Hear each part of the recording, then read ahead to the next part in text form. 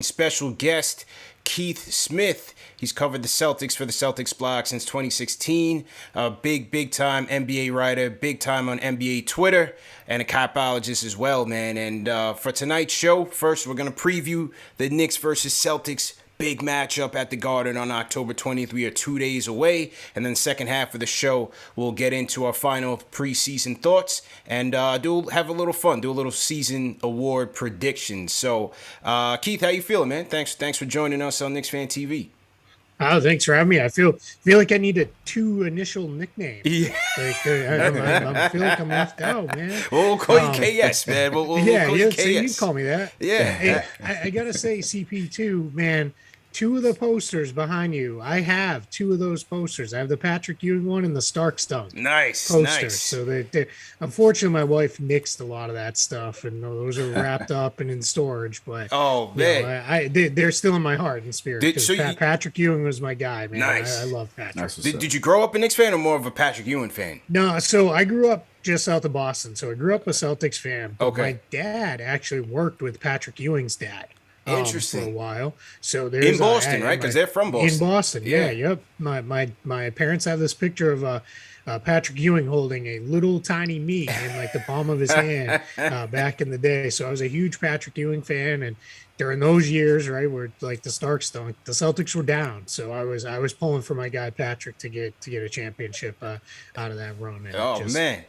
Yeah, very interesting story, and certainly timely as we talk about these two teams that, a lot of the prognosticators have finishing around similar marks in the East, but we'll get to that in a little bit. On the Celtics, they finished last year with a first round knockout versus the Nets. They switched coaches. Brad Stevens out, Udoka in. Made a couple of off-season acquisitions. They had Schroeder, the return of Al Horford, and his Cantor coming back. Talk a little bit about the Celtics roster and what your expectations are this season. Yeah, last year was a mess for the Celtics in really every possible way. They missed more games due to COVID than any other team in the league. They then had injuries on top of that, like everybody else does. But just when you add those on top of all the COVID misses, they never really had their starting group together. I think the most they were together was for 3 games in a row. And that's just, that was never going to work out for them.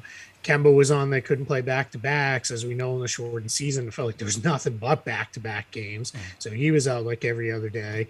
And then they never really synced up. Nothing really kind of worked the way they hoped it would. And it was just a mess for them. So this offseason, with Danny Ainge retiring and moving on, and Brad Stevens moving into that role, hiring Ime Udoka, and then Stevens, I think, kind of sent a message of what he thought about the roster.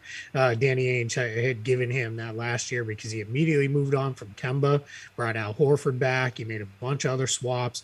The big thing was to add some veteran depth to this team because they were overly reliant on young players. And that sounds good until you get into spots where you really need them to play a lot.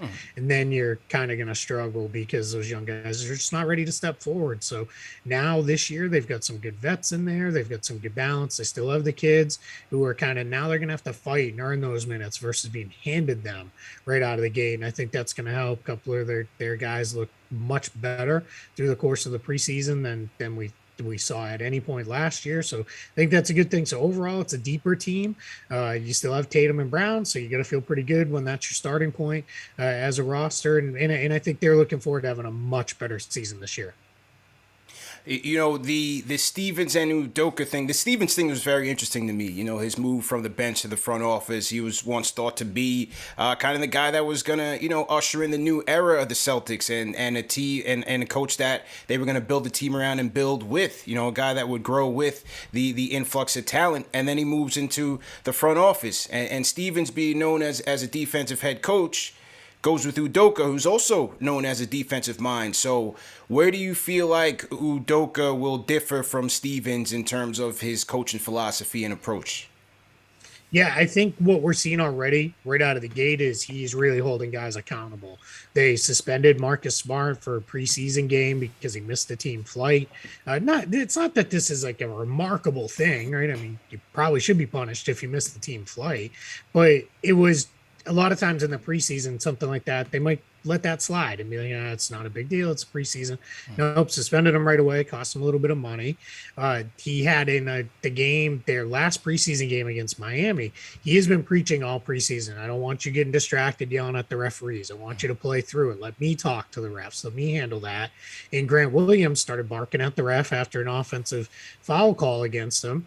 The Heat inbounded to Bam Adebayo, pushed it right up the floor, and he got a layup. And Udoka immediately called a timeout, took Grant Williams out of, berated him on the court, and then took him out of the game and sat him down. So it's a different kind of path, but one of the things that especially Jason Tatum, Jaylen Brown, Marcus Smart, kind of being the three core guys, I guess, if you will, had said was they wanted a coach who was going to coach them hard, hold people to account, hold them accountable, push on them, really try to get the most out of them. And it's tough. Those guys, especially Mark Smart, he's never had another coach but Brad Stevens. So that's been the only voice in his ear his entire career. So it's time to have somebody a little bit different. And this was the guy that those three primary guys, Tatum, Brown, and Smart, they wanted Ime.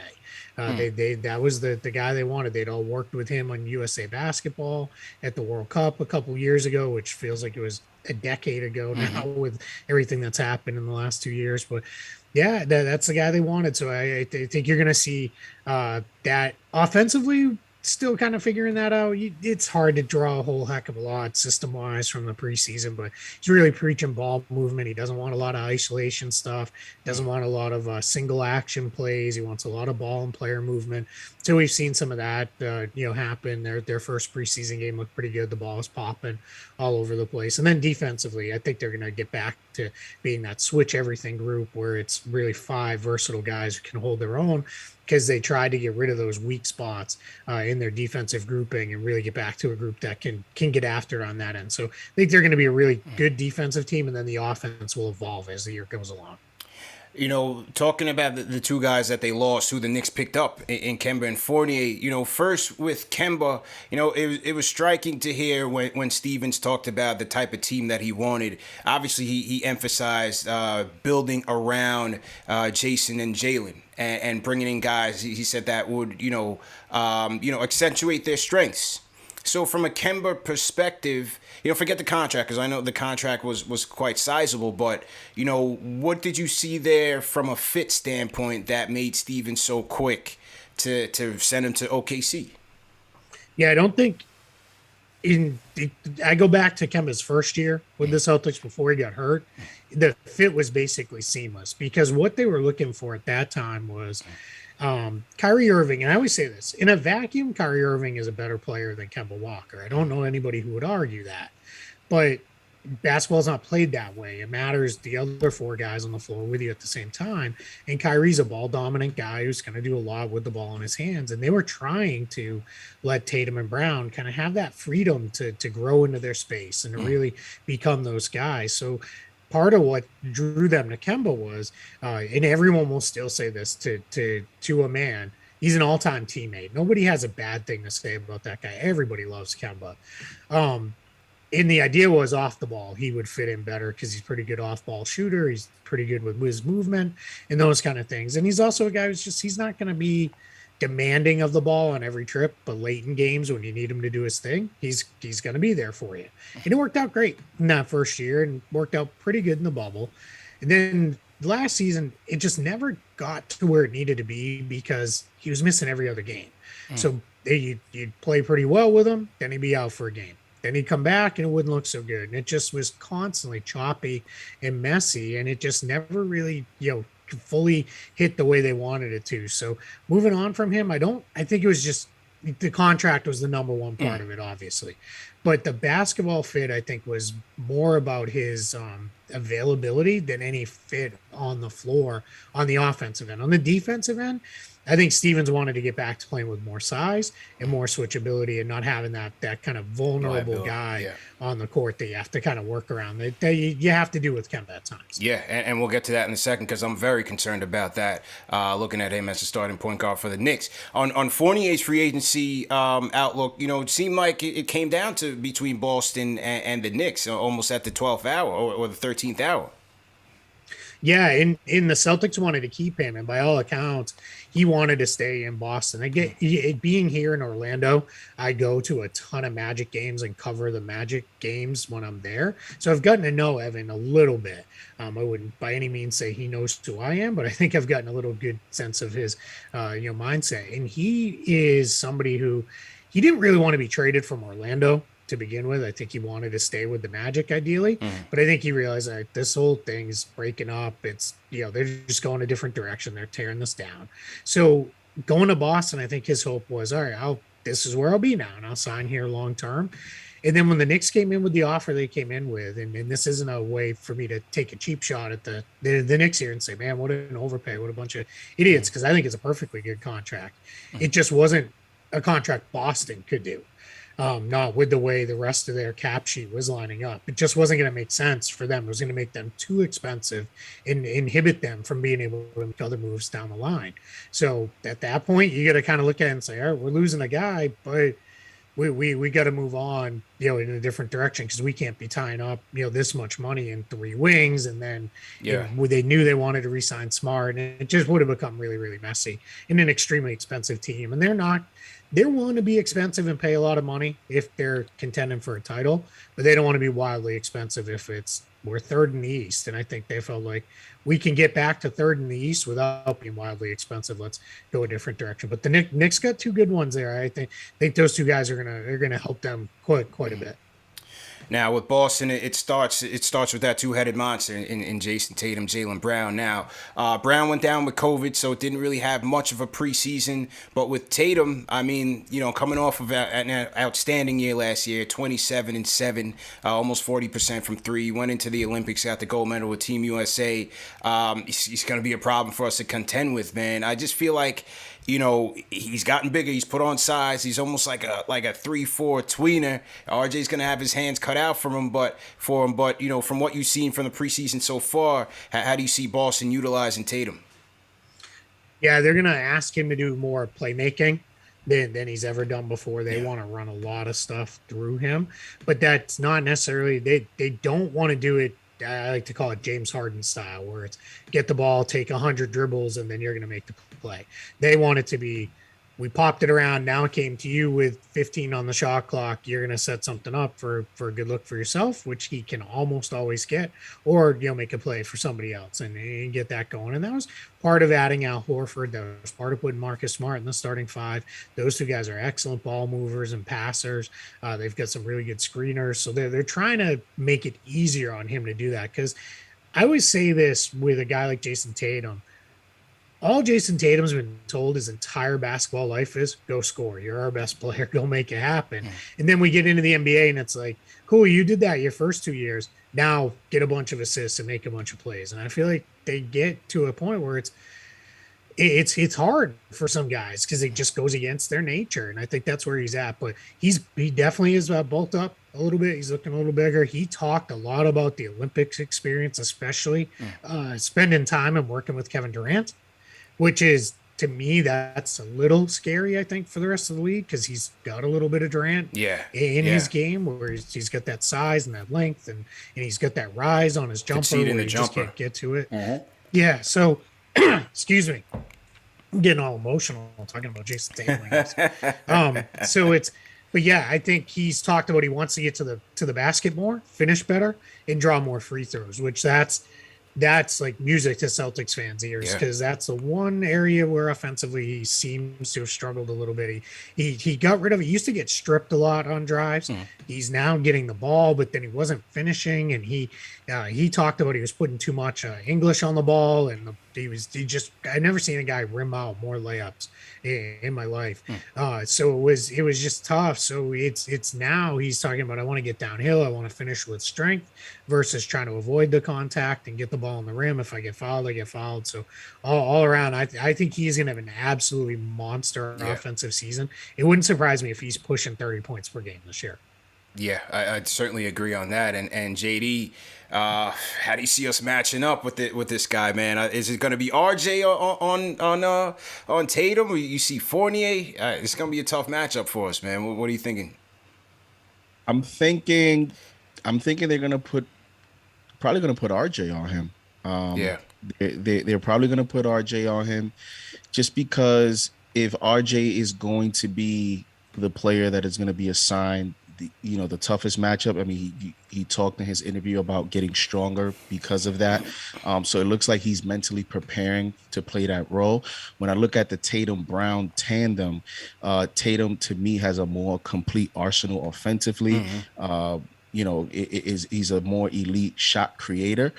So I just think that he can control the game a little bit more offensively than Jaylen Brown. So I think they put RJ on Tatum, and then you mix and match with Jaylen Brown. You obviously start Fournier on him, and see how that goes, and see how the game goes. But it's going to be a fun matchup because I think it is going to be RJ versus Tatum, and Yeah. it's going to be something to watch. It's definitely gonna be fun to watch, man. And I think as Tibbs was met with the media today and talked about how they've really been trying to push RJ into that two-way player role, and he's been accepting that. And so it's gonna be interesting to see the two Blue Devils going at it. RJ put some size on as well, so we'll see how he fares there, because I think as Keith said, Tatum's gonna be in attack mode trying to get to the basket, and then once they have him in the post, it's gonna be interesting to see how the Knicks 3-point defense fares, because Celtics have put some better floor spacing out there with Smart and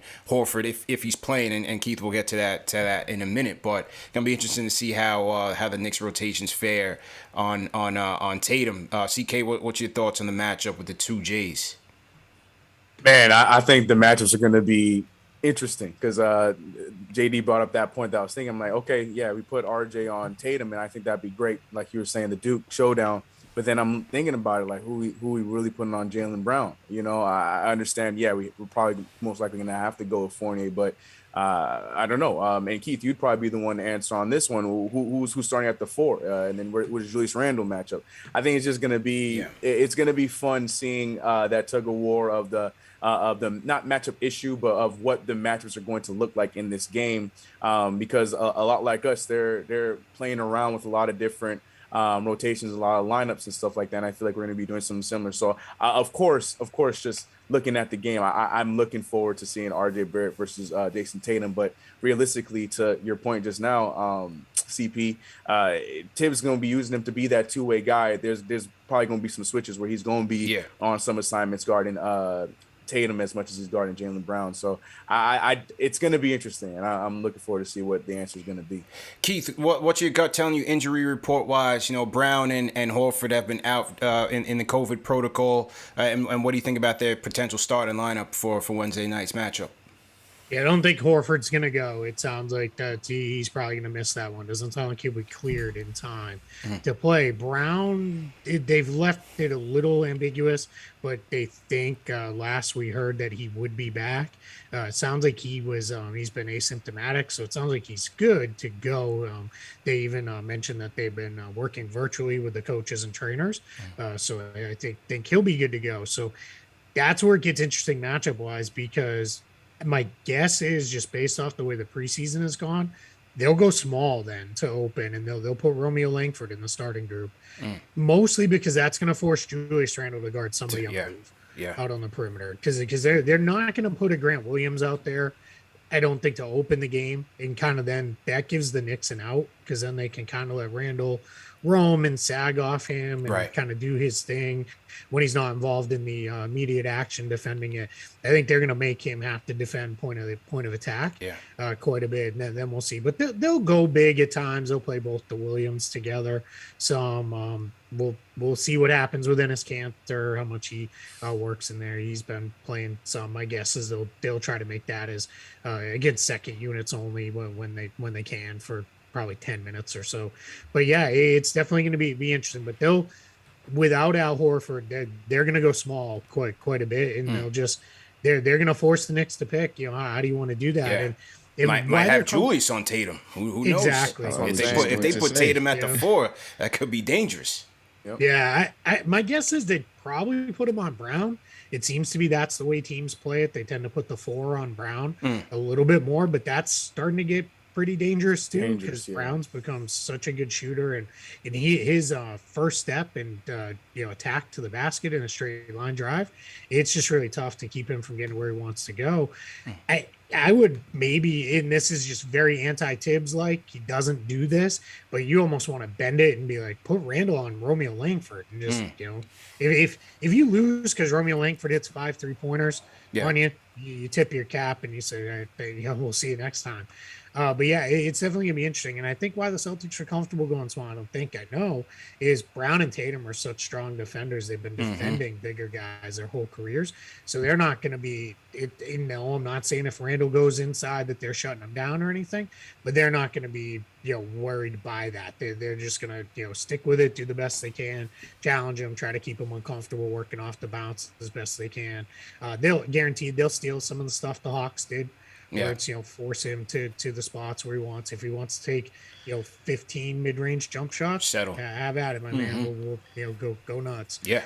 With that, because it'll be there. And then having Robert Williams is a completely different kind of guy protecting the rim than what they had last year with Tristan Thompson and Daniel Tice. Williams is just, his shot blocking timing is unreal back there. So you feel a lot more comfortable having him back there. And what they'll probably do, I wouldn't be surprised if they put him on Randall quite a bit, and then they let Tatum or Brown kind of roam off Taj Gibson or whichever big is in the game alongside Randall at the time. But yeah, there's some fun cross Interesting matchups, man. Yeah, very interesting matchups, man. And Robert Williams was outstanding in that series against the Nets, man. I was very impressed with him.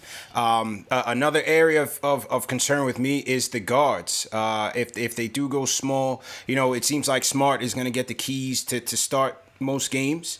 How do you see that? How do you see those guards factoring in when you talk about Smart? They picked up Schroeder, and then you have Pritchard, who showed some promise last year as well. I fear, I have some worries about the Knicks at the point of attack, especially their pick and roll defense between Kemba Walker and Derrick Rose. How do you see the Celtics utilizing their point guards?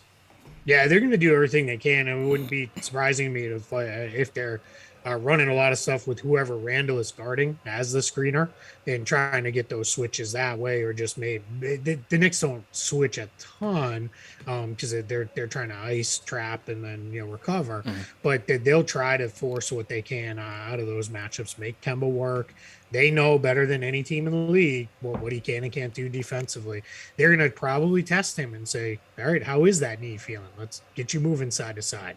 Let's get you bouncing off screens from some of these guys. Let's really see what that looks like and see if you can hold up. And Smart, he's got to be cautious because he doesn't want to be – when things go really bad for the Celtics is when Marcus Smart's like, I got this, here I go. Cause that's not, if you're a Knicks fan, that's what you want, right? Every shot he takes is one Tatum and Brown aren't taking. Yeah. So you want to be kind of careful. Now, once every 5-6 games, that bites you in the butt because Smart is making everything under the sun. And it's, you're like, well, that's what it is. But again, that's a tip your cap and say, all right, good luck. See you next time. But yeah, it's going to be fun to see the way they go. And then on the other end of the floor, let me finish offense. Sorry. They'll attack Fournier too, because they know he's not great on the move. The Knicks will have to be kind of cautious with that. It's good that it sounds like they're going to have Mitchell Robinson from everything I've been reading. Sounds like Nerlens will be out, but having Robinson there to kind of be that backline guy and kind of do that rim protection with Robinson is going to be big because they'll attack Fournier off the bounce with just about anybody in there. And what they're also going to do, which I think can make the Knicks uncomfortable, is on the second unit, they're going to play a lot of dual point guards with Schroeder and Pritchard together. And those two guys, especially Schroeder, they'll get downhill, and they're going to force Fournier to guard in space and try to pick up a much smaller guy, and that can get a little tricky for him at times. And then on the other end, Smart's just he's gonna do what he does. He's gonna chase Kemba all around. He's gonna beat him up a little bit when he's off the ball. He's gonna have to really work to get his game going against Smart. It's Marcus Smart early in the season and then late in the season. That's when he's at his best defensively. It's in the middle of the year when he's a little banged up that his defense will occasionally slip a little bit. But I think Smart feels good too, knowing he has Robert Williams back there, that I can gamble a little bit more. I can go for some stuff that the past couple of years I kind of took out of my game because I didn't have my bigs back there protecting the basket for me. And then you got the battle of the benches, man. You know, the Knicks bench, which has been their strength last year, I think it's going to be another one this year, led by Derrick Rose, Quickly, Burks, Obi taking another step in his sophomore season, and then maybe Taj. But, you know, I thought the Celtics, when you talk about, if you're talking about bringing Schroeder off the bench, Pritchard, they brought in Juancho Hernan-Gomez, who knows how he plays. Naismith, I thought, played fairly well last year as well. I think the battle of the benches could end up determining the outcome of the game. Yeah, I think that's going to be a fun one too. I feel more confident in the consistency of the Knicks bench. Yeah, I think same. Tibbs knows what he has every night with those guys. You know you're going to get a good game out of Derrick Rose. You know what Alec Burks is going to give you. You know what your bigs are going to give you there. Where the Celtics, it's a little more hit or miss. It can be really good some nights, and that's generally when the team looks really good. And then there's some nights where it's not there. They're not making shots, and it gets messy. Now that's where having the vets helps, because you've got guys like Schroeder, you've got Josh Richardson's definitely going to play for this team off the bench. You'd be surprised if he started, but I think he'll probably play significant minutes off the bench. We all know what Cantor is at this point, but one thing he definitely is you can still throw the ball to him in the paint, and he's going to get you buckets. And that's probably never going to change for him. So yeah, I feel better about the Boston bench, but I certainly feel a lot more confident that I know what I'm getting out of New York's. Yeah, same here, man. And like I said, that's led by D Rose, who finished the preseason outstanding, man. His shot is quite efficient, carrying over from last year. He was excellent playmaking, JD. I think D Rose is on pace for another outstanding year, probably even sixth man of the year candidate. So the battle of the benches is going to be interesting.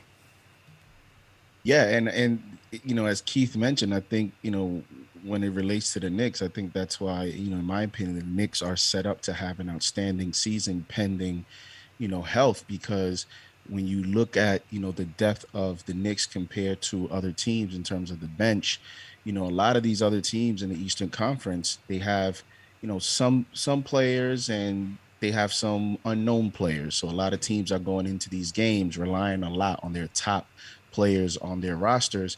And meanwhile, the Knicks, on some nights, they may be able to, you know, take a game off from Kemba or, you know, or Derrick Rose, and still be able to have enough depth to compete for 48 minutes on that night. So to me, the Knicks, you know, and in this matchup, the strength of the Knicks will be the bench. And I think that's why Thibodeau, depending on how the Celtics play it out, whether they play small ball, you know, I think that one of my biggest takeaways from what Keith said earlier was the possibility that the Celtics may play small ball.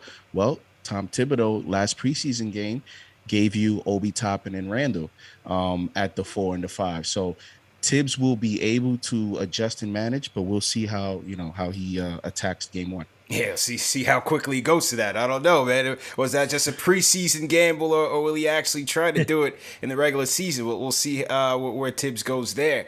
Salute to everybody in the chat. Once again, hit that thumbs up button for you boys. We're talking Knicks Celtics preview with Keith Smith, NBA writer, covers the Celtics for Celtics blog. Hit that thumbs up button, hit that like button, and make sure you guys are subscribing to the channel.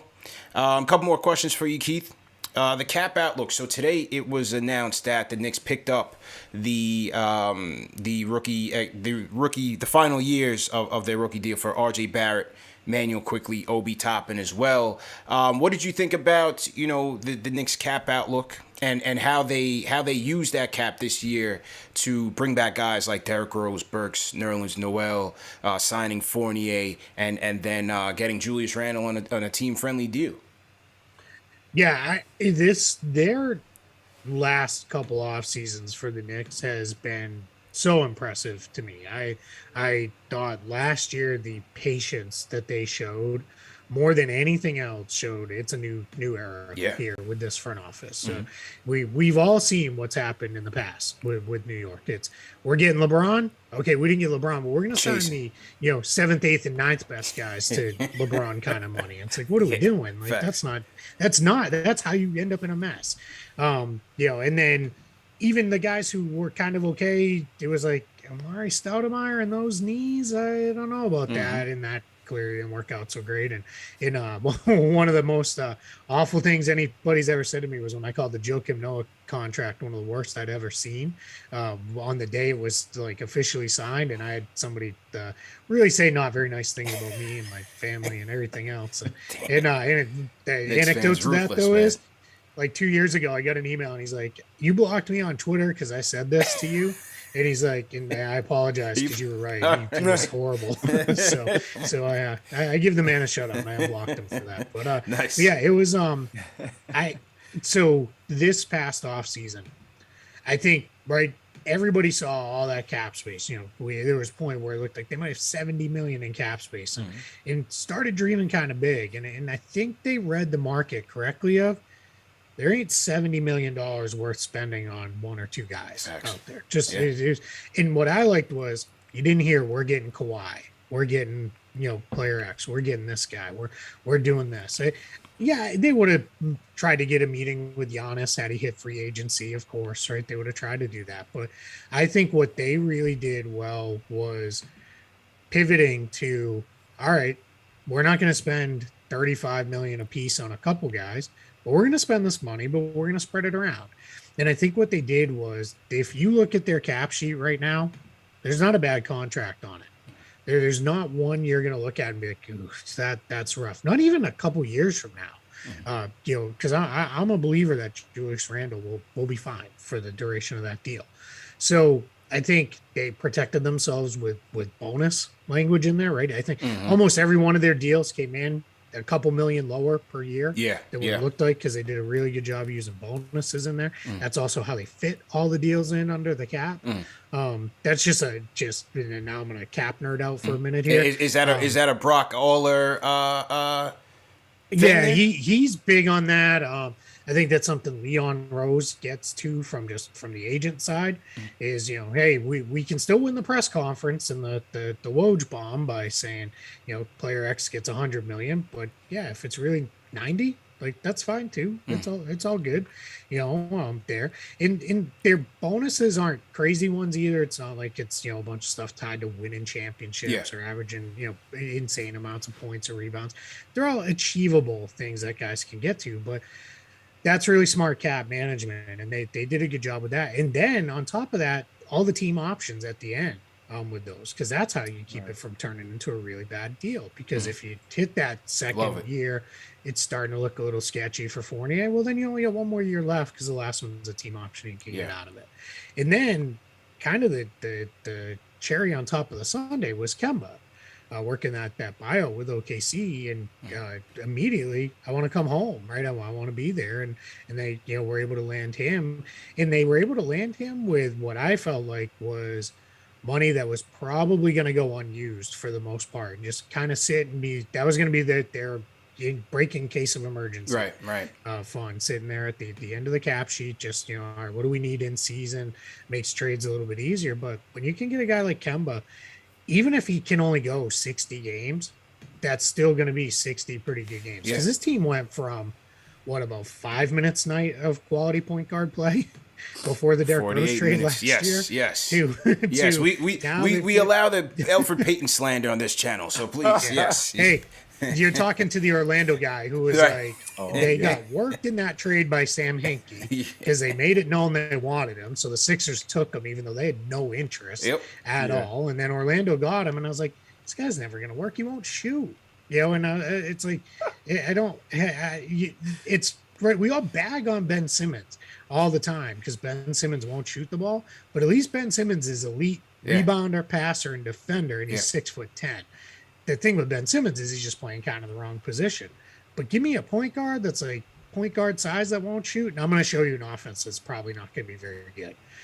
So we don't need to beat up on EP anymore. Yeah. But now what they've got between Kemba, Derrick Rose, Emmanuel Quickly, Alec Burks, if you need him, can slide over and play some point.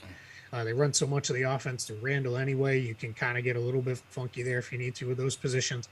You've got 48 minutes of quality point guard play. Yep. Now, and Kemba's going to be a big part of that. And I think, too, because of the presence of Rose is going to play his 24 minutes a night. I don't think Kemba's going to play much more than 24 minutes a night either. I think those two guys are going to split it. I'm a massive Emmanuel Quickly guy. He was one of my favorite guys coming into that draft. I have this thing for guards who rebound, and I love the way he gets after the rebounds for a little guy. And then of course his shooting is so good too. It just bums me out a little bit that he's getting squeezed out of those on-ball point guard reps, but he's still going to play and play off the ball. So he just has to make do with the secondary creator looks that he's going to get. But yeah, they did really well this offseason. They protected themselves long-term.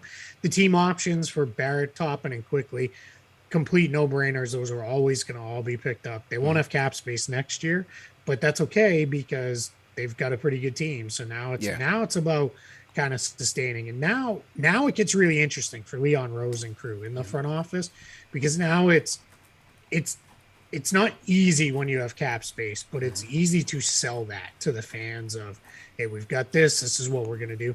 Now it gets to, how do you go from, a lot of teams go from bad to good. How do you go from good to great? That's way harder. That's it can be a smaller step, but making that small step is like impossible. I had a good friend of mine who works in the front office say that's like climbing the last little bit of Everest. You got nothing left. It's really hard. It's really impossible. But when you pull it off, it's all worth it because you got there to the top. And that's it. You've got to. That's what they've got to nail now. Yeah. Now you're good. How do you get to be great? But they're positioned with flexibility. Every single one of those contracts is tradable. If Damian Lillard becomes available and he wants to go to the Knicks, they can easily get in that sweepstakes because they've got all their picks. They can package that stuff together. You've got some interesting young guys that they could throw into a trade. And then you still have enough left behind to still be a quality team because you're sitting there on a bunch of those mid-range deals. And that's important because what I feel like has happened to the Knicks in the past is it would be, we went out and got the guy, but we traded everything to go get the guy. Like that's Carmelo, right? It took so long to get good. And then by the time they were good, it was like, that last season, 2 seasons maybe. And then it just kind of all no longevity. So yeah, exactly. They're set up well long-term to go a lot of different directions. And that's what this is about. Unless you're the Lakers where hey, we're the Lakers. We can reload this thing every 2 seasons if we need to. Or you're the Bucks and you've got Giannis, or the Mavs and you have Luka. Unless you've got that guy that you can do that with, your best bet is to be as good as you can right now, which is what they're doing, but keep all your flexibility and options open moving forward. You can be over the cap and do things through trades, or they can, in a couple of years, if it's not working out, they can get right back into the cap space derby and play that. Yeah, and you're right. I love the approach that they took this year because for me, there really wasn't a guy that I was, desperate to have. Now, CK's a Lonzo guy. He was Lonzo all day. Definitely wanted Lonzo, and I wouldn't have minded the Lonzo deal potentially, but I just felt like this was the right thing to do. Keep it running, keep it consistent, some stability, and I think this approach for me is going to depend on the overall growth of their young players, and I think what they're trying to say is they're going to emphasize player development through having quality vets that can help this team win and boost these young players overall, make these young players better. And so even with the Quickly thing, like you said, you kind of hate that they're taking the on-ball reps away from. I agree with that, but also, he has time to kind of ease into that. Yep. And it seems like from the summer league through preseason, they've been emphasizing that with him. And I think it'll be important because durability with Rose and Kemba will certainly come into question during this 82-game stretch. So Quickly's development as an on-ball point guard, I think, is going to be crucial. And then, you still have Burks as a in an emergency role. So, yeah, I agree with you. Sorry to interrupt you, but I think with Quickly, too, what Kemba and Rose are probably going to play 60 games ish, right? Each probably is that's probably around there at this point in their careers, and just with their injury history and all that. And the Knicks are in a position where you need them healthy in the springtime. That's more important. Now that's kind of anti-Tibbs, right? He's not necessarily that guy, but I think he also learned I don't need to push these guys when they're not ready anymore. Like that's kind of how things went south on me in Chicago and Minnesota. So hopefully he's learned, and that's how Quickly we'll also get. He's going to get his 20 games. Yeah, embrace the depth. Play. And yeah, exactly. Yeah, we'll work through those guys with that. And I mean, don't get me wrong, right? It's Twitter, so we all make the same stupid jokes and think we're really original and funny, and it's not. But I mean, right? We've all made the Tibbs Bulls jokes of Yeah. getting the band back together. But Taj Gibson, why he's there is because it wouldn't surprise me if he starts opening night, right? Because that's kind of what they've been doing. He's a guy who can start for you, he's only going to play 15, 20 minutes at most, but he's going to play 15, 20 minutes, be fine. And then when Robinson and Noel are healthy, he's going to be perfectly fine and not play for 20 games and just kind of, be there as the depth guy. And then one of those guys, rolls an ankle and is out for 2 games. He's right back in there and he does his thing, and that's what you need out of those guys. That's what you need out of those veteran guys. And too many teams try to hit that home run at the end of their bench, and then it turns into that guy's just cranky because he's not getting any minutes, he's not getting any run, and he starts getting upset. And you got to get there with the right kind of veterans who know what this is all about. And if Derrick Rose has a night where Tibbs is like, hey, I'm going to give you the night off tonight, I'm going to play quickly in the backup point guard role, I don't think Derrick Rose is going storming into Leon Rose's office and be like, this guy's a jerk and get me out of here. These they got guys a good get locker it room. at this point. And that's it's really smart to have those kind of veterans, because those are the guys who help build it up. Because I think it's got a little forgotten. This is still a pretty young team. There's a lot of dudes that are still just kind of still finding their way. Even Julius Randle is still kind of a younger guy who's still figuring this stuff out, figuring out how to be a leader and all those kind of things. True indeed, man. Salute to everybody in the chat. Once again, hit that thumbs up button for you boys. We're talking to Keith Smith of Celtics blog, previewing the Knicks versus Celtics Wednesday night matchup. We are 2 days away. We got over 1,100 people in the chat. Hit that like button, hit that thumbs up button for you boys. All right, last question, Keith. My guy JD here, he has coined the phrase 50 burger, because he believes that the Knicks will win 50 games. Knicks going undefeated in the preseason has, churned out some sort of euphoria amongst the fan base. Now you've seen burger emojis flying around the chat, flying around Twitter. It's burgers all over the place. The fans are jumping out the window on this. Vegas has us at the over-under 41 games. Where do you go there? Are you going over? Or are you going under 41 wins? I'm going to split the difference on you, JD. I'm going over, but I can't go all the way to 50. Where are you going? I think they're probably going to be somewhere in the 43 to 45 range. Okay. I said 46, but yeah, I said 46. 47. Yeah, I just think the rest of the East got so good this year. You don't have those walk into a game in mid-January and just walk out with a win just because you're a little bit better anymore. There's really only 2 of those left in the East. That's Orlando. And Detroit. Yeah. And maybe Cleveland. Cleveland's trying, right? At least we can say that for them. They're probably still going to be pretty bad, but they're trying to be good. So that to me is where it gets a little bit harder to stack wins than it used to be in the East. Now somebody will fall apart, right? The wheels will come off on some team and they won't be very good. So you'll be able to pick up wins there. And I kind of think there's a chance that could be Toronto. I just think if Toronto is in a position where they realize, all right, we're not making the playoffs, I think they're gonna real quick. You're gonna have a lot of his back sore, get a little bit of a sore knee, and they're gonna be missing games. And then every other veteran who's not part of the long term is gonna be playing somewhere else by the trade deadline. But it's hard to just pile up those easy wins in the East. It's not the way it was. And I think for me, Milwaukee and Brooklyn are clearly the class of the conference. I don't think it's really close. I think they're on a tier of their own. And then I think you can give me of the next, I want to say 6 teams in the East, give me almost any order. Yeah. And I'll buy it. I'll go with 5 teams because I'll say it's Boston, New York, Miami, Atlanta, and Philadelphia. Almost any order you can convince me of there. And I'm not going to fight you too hard on it because I think they've all got good things going for them. They've all got some things where it could, maybe slide. I think what the Knicks, I'm seeing too many people say things like, well, it was a fluke. They came out of nowhere last year. It was a weird season, all that stuff. Well, that's all true. And let's say some of that does regress back to the mean. And you see that kind of natural regression. They improved the talent though. Depth. So Yeah. that should make up for that. So that's why I don't see this major drop off to being a team that's a 30-win team again or anything like that, or a team that's someone has to fall into the play in just because there's too many good teams in the East now, which sounds so weird after decades of being like, do we have to bring these last 7th and 8th seed to the postseason? We just skip around like you do on 2K. But yeah, it is, it's that's why I'll kind of couch it a little bit with that part of it stuff, but they're not going to be bad. Like I think I'm seeing too many people kind of I feel like that's a force to pick the team that might be bad, and I think that's kind of going cheap. Just looking at it and saying, well, it's the Knicks and they were a fluke last year. I think that's just taking the easy way out versus actually trying to dive in and do a little bit of analysis on it.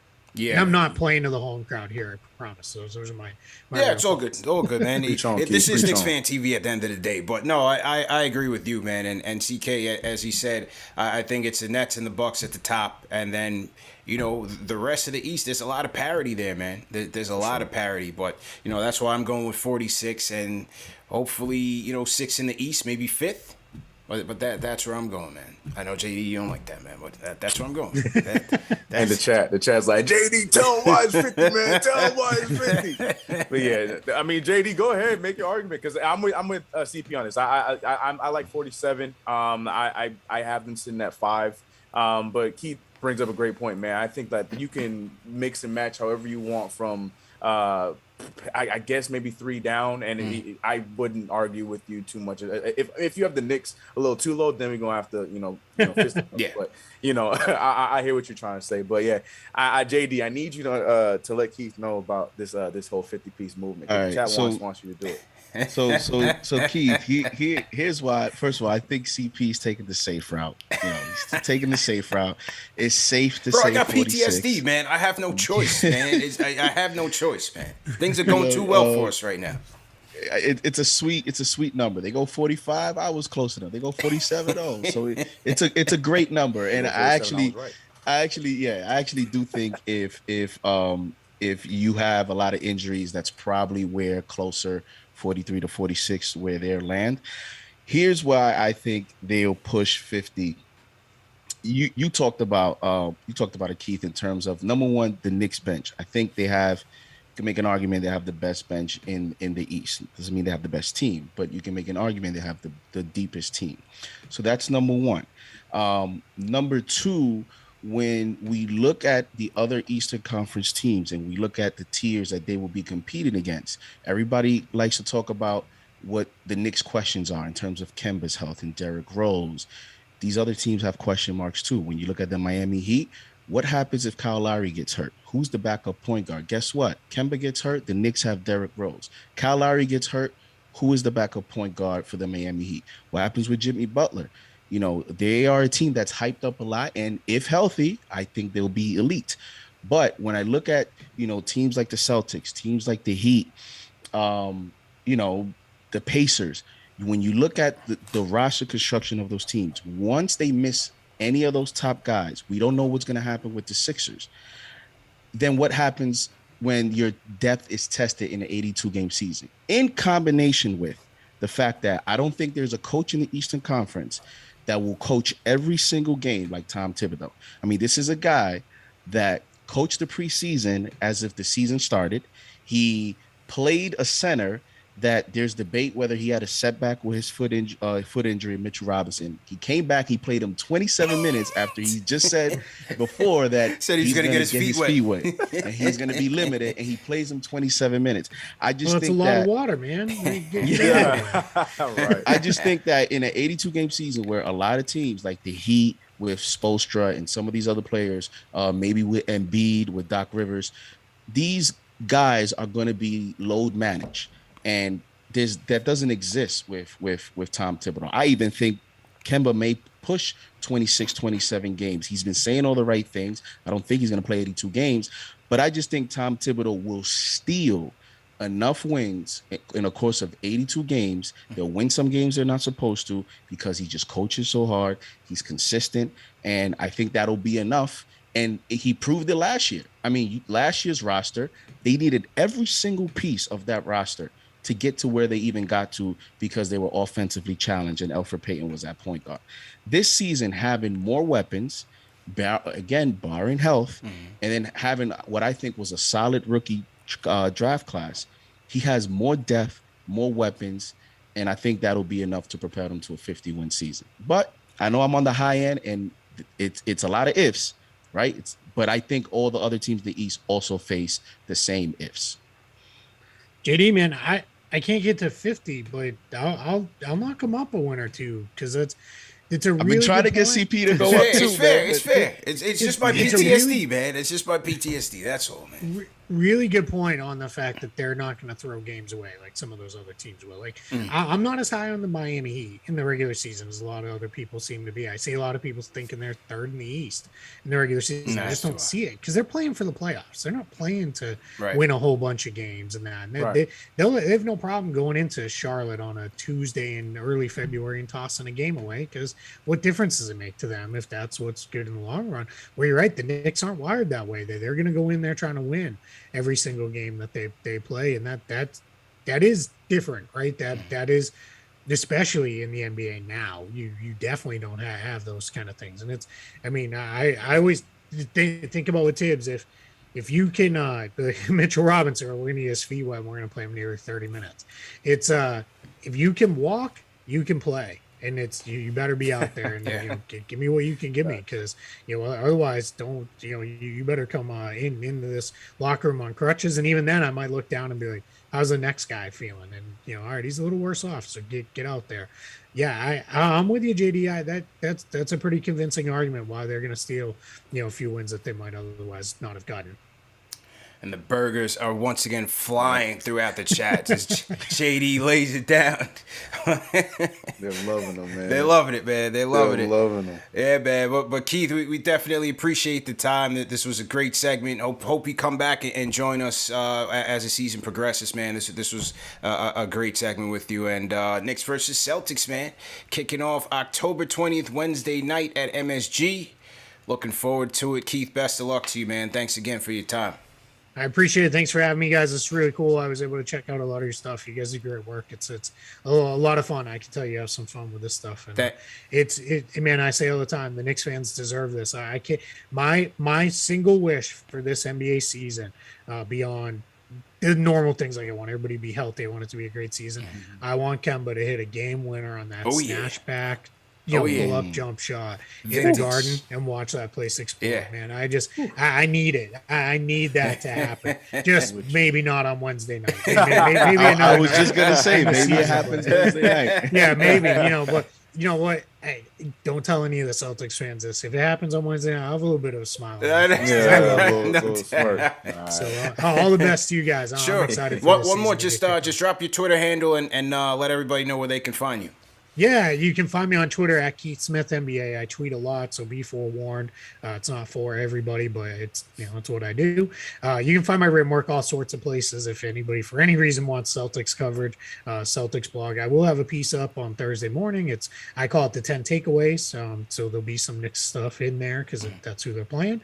It's always about the prior night's game on that, and then a lot of stuff there. You can find cap stuff if you're interested in that. That's probably what I'm most known for around the NBA. Spot Track is where I do most of that work, and then we have our own show, YouTube show and podcast called NBA Front Office Show. My guy Trevor Lane and I break down all the latest news and rosters and all that kind of stuff, and we have a lot of fun over there nerding out about the stuff that we get passionate about with the NBA. Keith, thanks again, man. I appreciate y'all. Thank you so much. Good luck this year. All right. That was Keith Smith of Celtics Blog. Hit that thumbs up button for you boys. Great segment. Thanks again, Keith. Hit that thumbs up button for you boys. Let me get CK and JD back in here. And then we will take some calls, man. Take some calls. Let's, who else we got in the chat? I see my guy J Cal in the chat here. Repping J Cal, what's going on? I don't want to do that. All right. Let me just make sure. Got everything in here. Got some super chats coming in. My guy Charlie sending super chats. Charlie's coming through to the opening night party. He says, we too deep. Charlie sends a $20 super chat. Says, we too deep. 50 wins. I'm hype. Hashtag lock up Esteban. I thought Esteban was free, bro. Last time you sent the super chat, you said Esteban was out of the Bing. I thought we settled it. Oh man, Esteban's got to stay out of trouble. He just, he's going crazy over those Knicks, man. He's going ape over those Knicks, man. You know what I mean?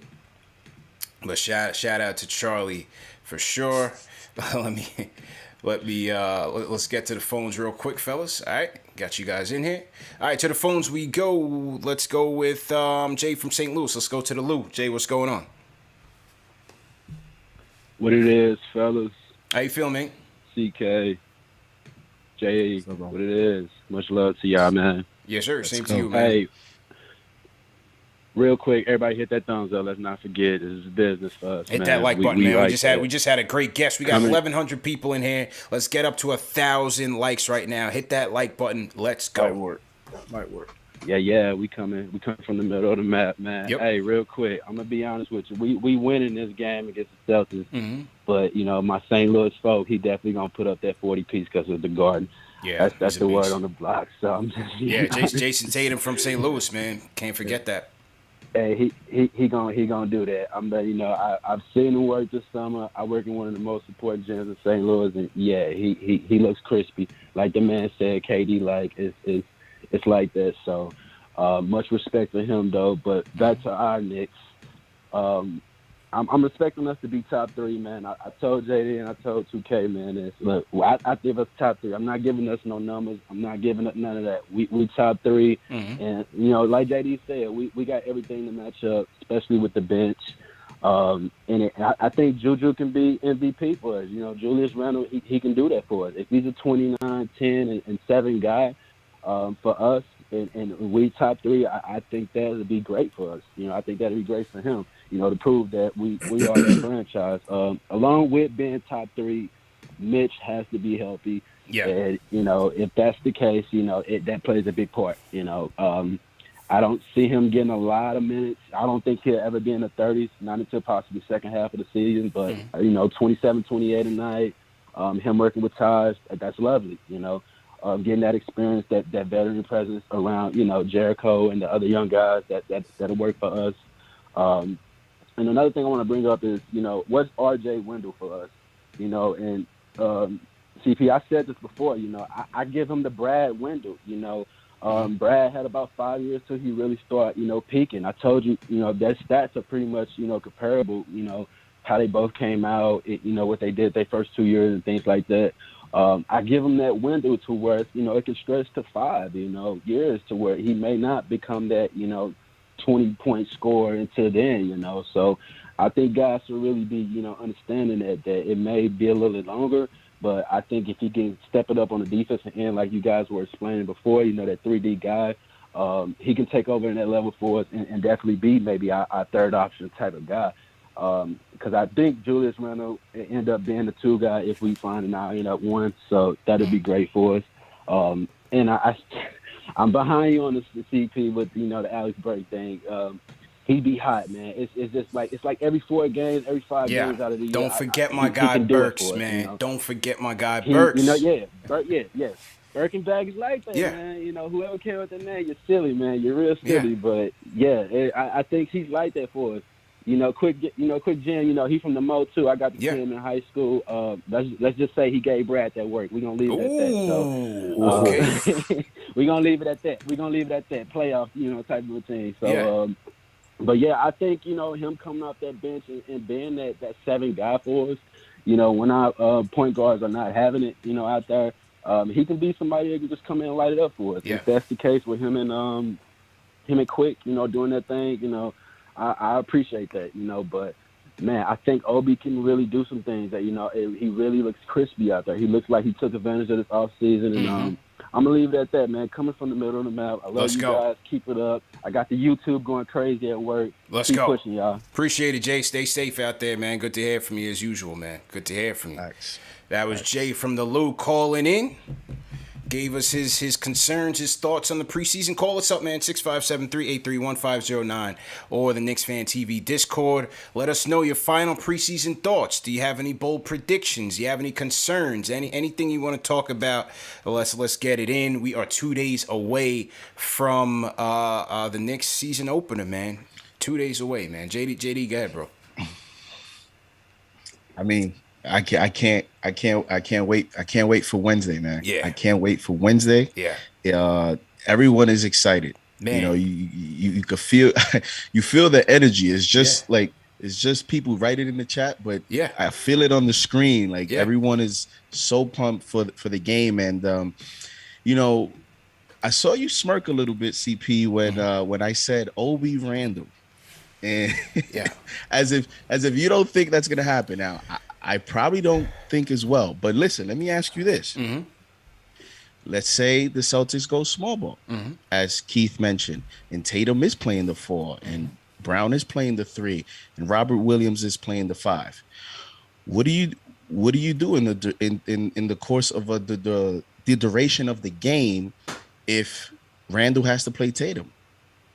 You know, like do you think Tibbs will go, you know, with the traditional lineup because Noel's already out, right? No Noel. And then Mitch, you don't know how many minutes Mitch is going to play. And, you know, he extended him in preseason, I think, to kind of catch him up and get him in game shape. So I think it'll be interesting to see if Thibodeau adjusts and matches up to the Celtics style, or in terms of putting Randall at the 5 and either putting RJ at the 4 to match up with Tatum. I think you could do that too. I think you could do that too, bro. Right, and I think that's what I'm saying. And I think that's why Grimes got some minutes, because when you do go small, you can maybe bring a Grimes in, get a little spot minutes at the 3.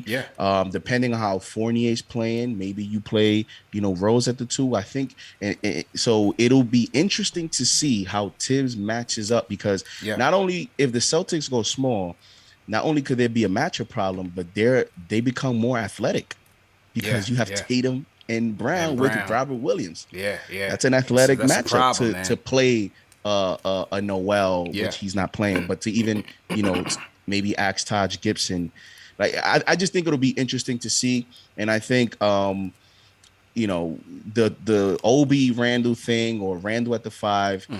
I think I'll just be interested to see how much Thibodeau will adjust to these small lineups that I think teams will attack the Knicks with, because don't think that these other teams don't know that the Knicks are looking to have 48 minutes of rim protection with Noel and Mitch. Right. Some teams are going to look to kind of test Thibodeau and see, let's go small. Let's see if Thibodeau adjusts, take one of these centers out and allow us to attack their perimeter and attack the basket. True story. CK, what do you think about that? Before I get my thoughts, what do you think about I think he's going to get tested right away, man. I think Udoka may test him in that first game and going with Tatum at the 4. I really do. Yeah, just listening to Keith, that was my initial thought. I definitely think that he's just going to go straight with putting Tatum at the 4, put his new build to test, especially in a night like against us on Wednesday, where go up against a guy like Julius Randle. I mean, he is definitely a strong guy. His defense has definitely improved, but if there's any time to try it out and see when it'll work, I think that's the time. And to JD's point, it's going to be. I would love to see Tibbs go out there and throw out that Obi Randall tandem first game of the season. But I don't know. I think I can see RJ dropping down matchup wise more so, and maybe Julius at the 5 before Obi and Randall tandem, unless Obi's having a tremendous game and he's playing like how he did in that 4th preseason game, defensively and offensively, then we'll see. But matchup-wise, I think he's going to try to do whatever he can to keep RJ on Tatum. But I'm also not sleeping on Randall getting some defensive stops or defensive chances against Tatum. I'm not sleeping on that. I wouldn't discredit that either. I wouldn't discredit that either, because Julius has shown the foot speed to be able to keep up, and he's a bit more svelte this year. I think Tibbs will try that first.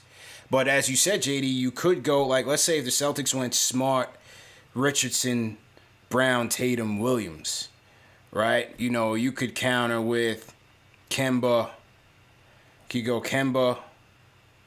Tread Maybe. lightly. Maybe your boy Burks in a small lineup. Yeah, maybe you go Burks. My guy Burks was on his defensive bag in the preseason. All right, maybe you go Burks, and maybe you go Fournier, RJ, Julius. Yeah. Which I don't think is gonna happen, but maybe you go. Yeah, that now way. if Williams is out there, I don't know if that's happening. But yeah, and I think Schroeder is an important matchup in this game because, I know a lot of people may be down on him because of the way he ended his Lakers season, but at the end of the day, this is a new season. He's motivated and he's a good player. And his strengths are actually going to be some of the things that the Knicks are going to have to contend with. All 100%. Season. I saw people in the chat talking about Schroeder as a bum. I'm like, well, the things that he does, it's going to put some pressure on his defense regardless. He's a scrappy player. He likes to get under other players' skin. Yeah. And I also think long term, because we may not see the maximum to start the season as Mitchell Robinson gets into a game shape. Mm-hmm. That's why I think Mitchell Robinson is such a tough decision long term for the Knicks because when the way Thibodeau likes to play, having Mitchell Robinson at the center position allows Thibodeau to play however he wants defensively, because even if you're playing against a smaller lineup, you can switch up. You can change your scheme and just switch everything and still have confidence that Mitchell Robinson can defend, a 4 or even a 3 just for a possession because of his ability to recover, his on athletic ability. Right. So, which is why I don't think he bails. He, like as CK said, he may not bail from that side lineup, even if they go small. Yeah. So it's chess, man. Chess games. It's going to be very interesting matchup, bro. That's all it's going to be for sure. Yeah. If they were playing the Lakers, it would be much more easy. Yeah, much because easier. It's very traditional, the way they're playing. Right. But I think that's what makes the opening night so much more fun is because you're playing a team that it's quote unquote in that tier that people are debating. You're playing a good team. You're playing a storied franchise. You're playing at the Garden, and you're playing also a team that has a lot to prove and has a lot of pressure to get off to a fast start, being from what the offseason they had and some of the decisions that they make. So it's going to be a fun opener. And then the whole Kemba, Fournier, all those storylines in itself. Yeah, it's going to be a good test because the majority of the East is going to be playing that way, where they're going to be playing a lot more smaller lineups. The same Heat we're talking about, those Bulls we were talking about earlier on the show, Hawks, all these teams have those smaller lineups where just like on Wednesday, we're going to be having to play chess and figuring out when we can use Nerlens and when we can't, when we can use Mitchell and when we can't. Yeah. So I think that Wednesday is going to be a perfect test to start off the season. It's going to be fun. You know what's the other thing, CP? 5 shows to cover it. We got 5 to cover on Wednesday. 5 shows. 5 shows, man. 5 shows. It's gonna be crazy. It's gonna be overreaction Wednesday. Oh yeah. It's gonna be crazy, man. And just to give the people the lineup, salute to everybody in chat once again. Hit that thumbs up button for you boys. We got an action-packed next couple of days, man. Tomorrow, I'm going to be at Quaker Ridge Golf Club with the Dr. Dick Barnett Foundation. Me and my guy Jake Brown from New York Post Sports Podcast will be on the 1s and 2s covering the event. We'll have some surprise interviews for you guys and taking some more of your phone calls on the series and just the season as well. Wednesday, we're going to start off. I'll be on SNY with Ian Begley at 4 p.m. Then we're going to do the pregame show live from Mustang Harry's in NYC. CPJD, Ian Begley will be joining us live there. So that's going to be big. Puma is also going to be there. We're going to have some other surprise guests. And then we'll do another pregame show from MSG around, say, 7:15. We'll do the halftime show on KnicksFanTV. We'll do the outside KnicksFanTV After Dark from MSG. And then we'll go to post-game live. CK and Ashley will kick us off, taking your phone calls, and then me and JD will jump back in once we get to the final destination, man. So it's gonna be an action-packed evening on KnicksFanTV. Make sure you guys hit that subscribe button and the notification bell so you don't miss anything. All right, so let's get to a couple more calls, and then we'll do our season predictions and wrap up. I see Ari in the chat. Ari, we'll close with you. Let's go to Tom from Huntington. Tom, how you feeling, man? First of all, you guys do a fantastic job. I just have to throw that out there. Thank you, man. Secondly, I got a new phone. I don't know if you could tell. Oh, yeah, much better than the CB radio, Tom. Much better than the CB radio. Yeah, no more TV. Yeah, exactly. And it came down to either pay the light bill or a new phone bill. I said, you know what? Let me get a new phone because with the LED light That's it. from the Manscaped, I said, you know what? I can afford this. That's right. But I That's just right. wanted to throw out there real quick. You guys, like I said, I'm excited. Wednesday is almost here. 53 wins this year. Let's go. Let's not worry about the little things, gentlemen. It's going to be a good year. I have that feeling. So, like I always, rapid fire. Thanks for taking my call. Keep doing the good work, and I'll definitely enjoy this new phone and this great year we're going to have ahead of us. All right, thanks again. Thanks a lot, Tom. Tom, rapid fire, man. Always that was appreciate great. the call, Tom. Val from Jersey. Val, what's going on, bro? How you fellas doing? Good, man. How you feeling, Val? Good, good. I just have something quick. Now, Yeah. usually Tibbs has a type. Specifically, I want to speak about a big man. Now, we all know Tibbs has big men from Patrick Ewing, Joakim Noah to Carlos Towns that average double-doubles. Currently, there's a big man in Phoenix that's going through something. He's very durable. He averages 18 He and wants 12 eight. in He the wants West. eight. Imagine what he'll do in the West. Yeah. What's your thoughts about that? Let me know. Who are you trying to trade? Who you trading for Aiton? All right, so look now. This is what my second trade is going to be controversial. I'm going to get a bunch of tomatoes, but my first trade is light. I will simply give them maybe one young player like Quickly and like I don't know Burks or somebody in the well. But my second trade, I'm going to get a bunch of tomatoes and I'm ready to get it. I'm willing to move Julius Randle so he can play with Chris Paul and Devin Booker and give me Aiton and a bunch of picks, and then we can start Obi, Aiton, RJ, and go forward with there. That's all I'm saying. Thanks for the call, It's a Val. Tibbs type. It's a Tibbs type. Thanks for the call, Val. He was always a good call, man. I always like to hear from Val, man. I gotta do it, man. I'm sorry, man. We gotta send him to the dial tone right now. We gotta cancel. I was waiting for it. Cancel that I was call, waiting for man. someone to bring it up. The minute I saw that report, Yeah. I'm like, you know what they gonna talk Somebody did about. hit me up today too about the whole. I it hit might have you- been I hit Val. you- Oh, it was you. It was you. It was Remember I sent you, That's remember I right. sent you the screenshot? That's right, My that's friend, right. My friend was like, "Hey, Mitch for Aiton," and Oh, I'm just man. like, "Oh my." Yeah, I mean, it's very interesting to see that the Suns didn't give him the man. bag. You know, very interesting. Something to watch, though. something I will to watch. say something to watch because CP3 is not 23, Yeah. Right. and you saw how that team was pre CP3. Yeah. There's been a lot of talking to pies. Devin Booker linked to the Knicks. Who's that next star that's going to be here? Just saying. And you see that Phoenix owner, his reputation of being, very, very Robert Sarver being very cheap. Yeah. Let's see how does Aiton take this personal.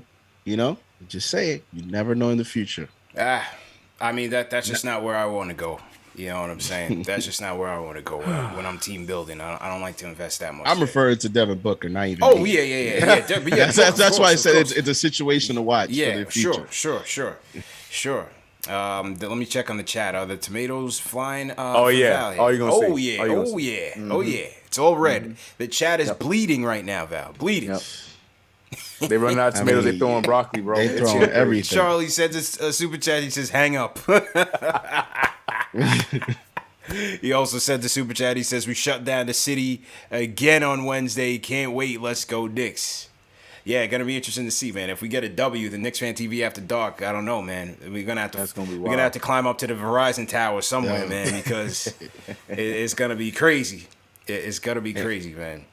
It'll be a good way to start off the season because Yeah. hey, sure. it'll be noted as a quality win. Yeah, It'll be a quality win. Sure, absolutely, man. Against a team that you figure we're gonna be, neck and neck with all season. So even though it's the first game of the year, it's gonna be an important game, man. I talked about the importance of the tiebreakers even last year when we got swept by the Heat and sweeping the Hawks. Those games mattered.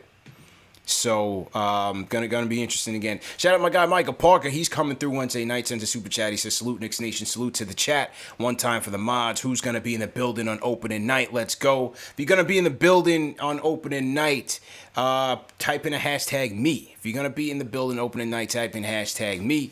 Let us know." Steven Gomez sends a super chat. He says, "Thumbs up for you boys. Let's go 50 burger." Junior Caroma sends a super chat. He says, salute CP the Don, JD, and CK2K. Knicks season couldn't have started at a more perfect time, just in time to save us from the Giants' disaster. Oof. Don't want to talk about it. Yeah, I don't want to talk about it. I don't want to talk about it, man. Well, let's get Y'all back sure? to the phone. No, I'm skipping. I'm Y'all skipping. sure? I'll listen. Let's get back to the phones. Ice Water, what's good, man? How you feeling? Yeah, what's going on? What's going on? Chill, man. How you doing? Crew? Everybody? All right. Yep. Yeah. You know, the gentleman that you just had on, your guest, I forgot his name. I'm sorry. Keith Smith. Keith. Yeah. Let me tell you, man. It's about time somebody started talking about. I mean, Ben Simmons. Everybody's talking about Ben Simmons. Ben Simmons won't shoot. It's a problem. And you know, then we had a dude like Burnt Toast at point guard that you didn't want that dude to shoot. Yes. You know, I mean, it was like a tale of two cities or something, you know. But so I mean, you know, the way that we upgraded, you know, from in the backcourt, I don't know how everybody's talking about this 41, 43, 44 games. It's got to be worth 6 or 7 games in improvement just from the upgrade in the backcourt. So I just don't get it. But yeah, man. But I hope one of my hopes is on Wednesday that Grimes gets in. I really like the way that he played preseason. You know, I hope that he gets in. I wish that I could be at this game, but I can't. But I really wish that I could. I'm just really looking forward to it. Yep. And my last thing is, you know, I'm tired of this slander. All right. Everybody's bigging up JD, talking about the 50 burger and all this. Now, I'm the first one that said 50 Ice water. I didn't put it, you know, I didn't make it a culinary dish. I didn't make it a sandwich, a burger, or a 50 hero. And I wasn't that creative, right? But I was the first one to get 50 wins. So, you know, all respect, JD, but, you know, come on, you know, you got to give me my props, right? Hey, I give you your props, man. I'm not in a race. You got it. As long I just want us to get there. No, but I'm holding on to that 50 wins and the Eastern Conference Finals. I'm holding on to that. All right. You know, I'd be disappointed. I think it's a disappointment if we don't at least make it to the Eastern Conference Finals with the roster and the depth that we have. We should make a run. And just one more thing, DeAndre Ayton, no. Yeah. Nah. Yeah. Keep Mitch.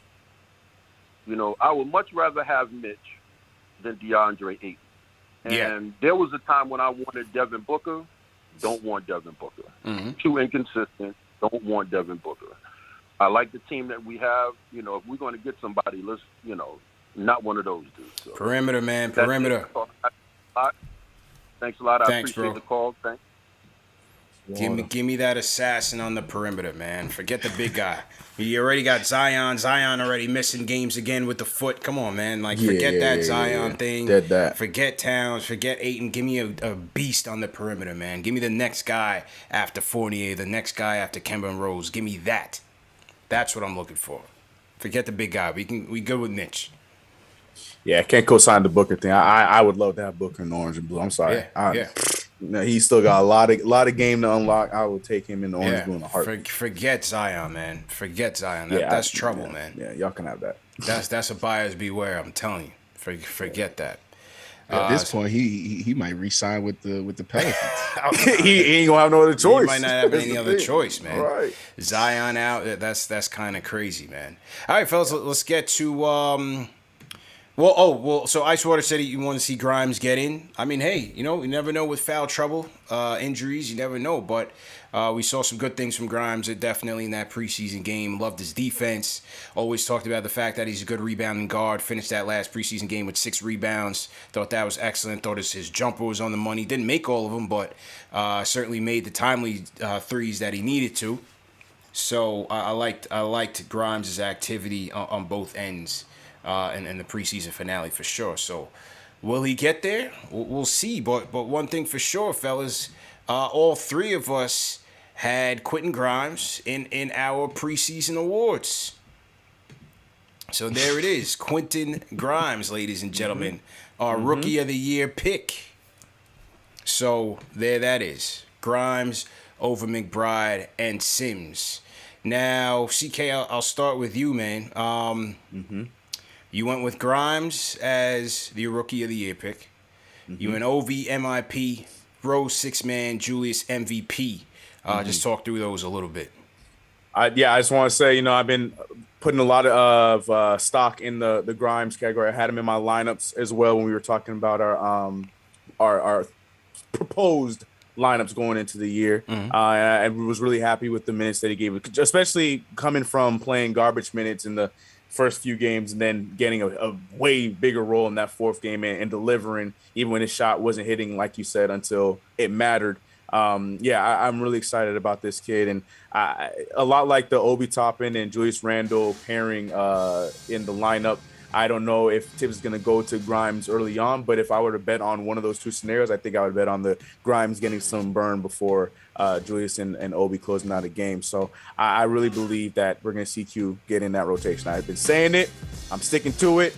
And I believe that he's going to be a part of this rotation. Who gets left out, I'll leave that to Tibbs, but I'm sticking to it. So, yeah, as far as the preseason, I love what Q gave to us.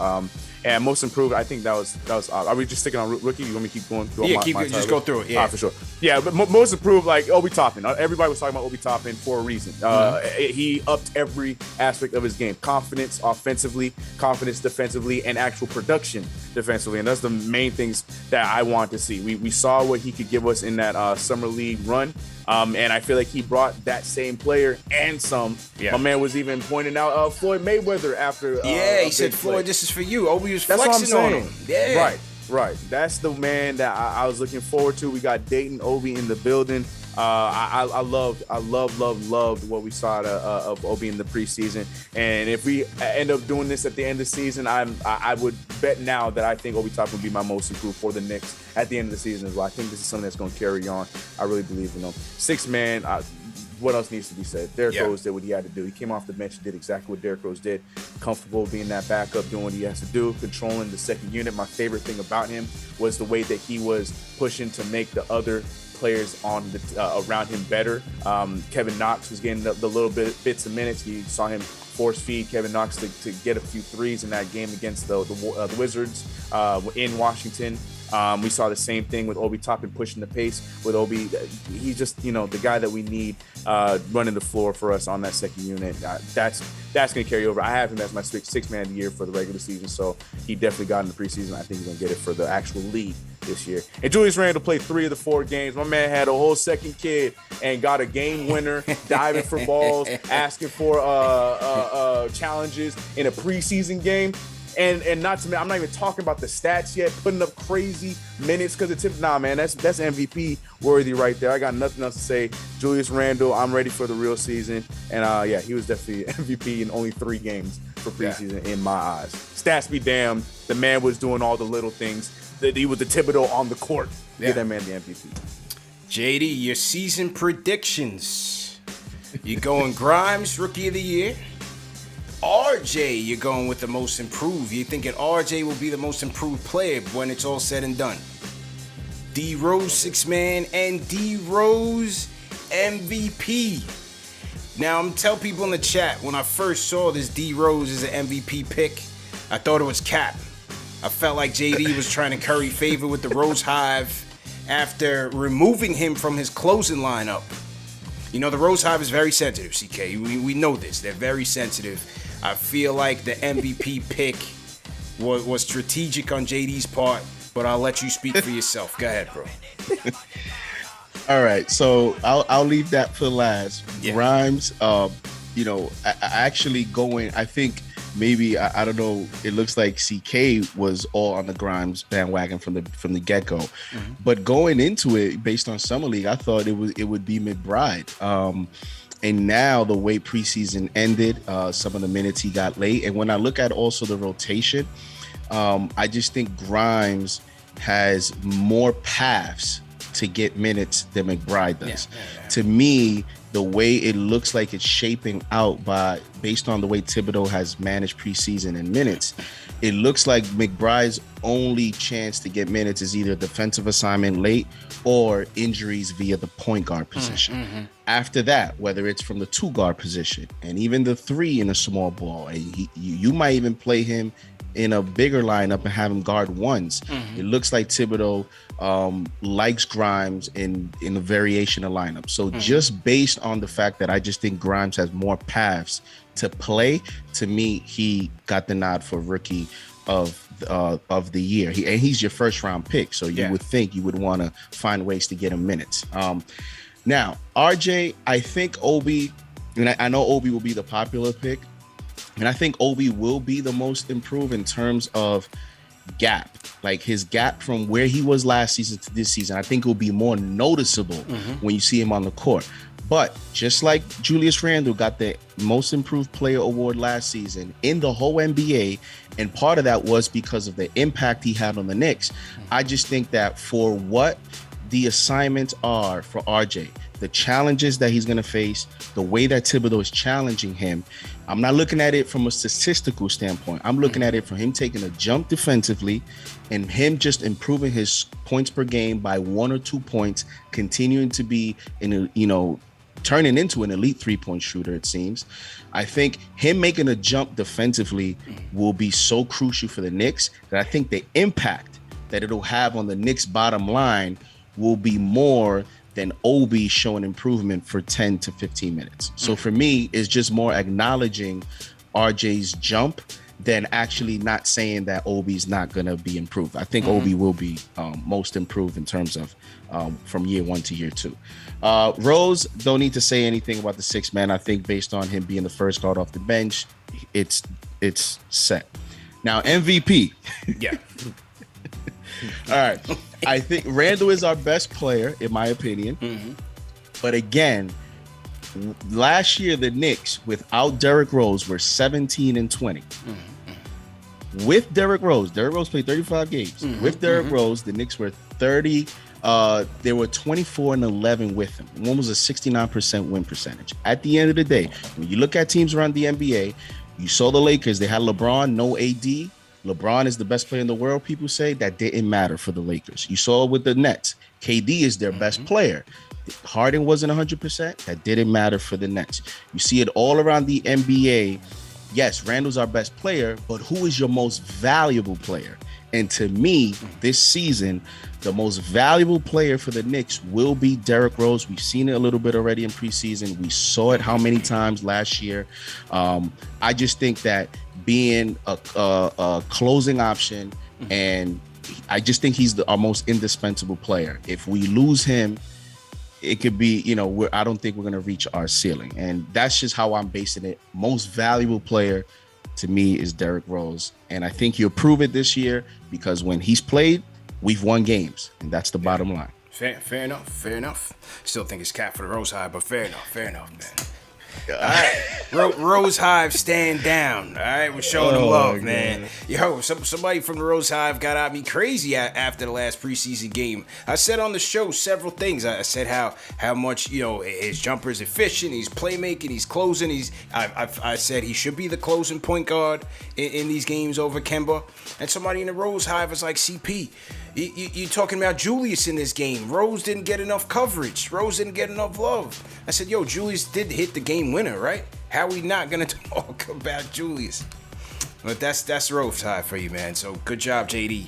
Hopefully we don't get any tomatoes from them. So for me, I'm with you guys. I'm going Grimes as the team rookie of the year. As you said, JD, I think he'll get more opportunities than McBride to come in spurts.